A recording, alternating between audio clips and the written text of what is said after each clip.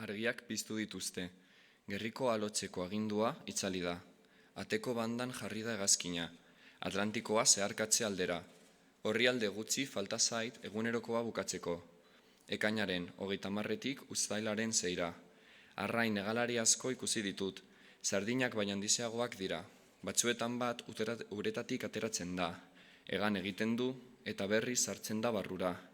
Beste batzuetan arrain sorta bat ateratzen da, eta hegan egin ondoren denak batera sartzen dira barrura. Hegaldiak ez dira normalean 1 metro baino luzeagoak izaten.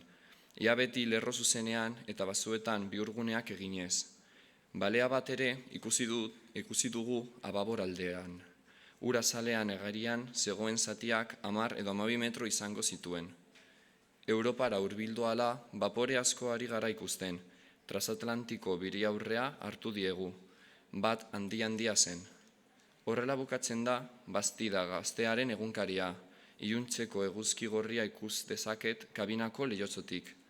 Distira egiten du hegazkinaren hegoak, arrain hegalariek legez.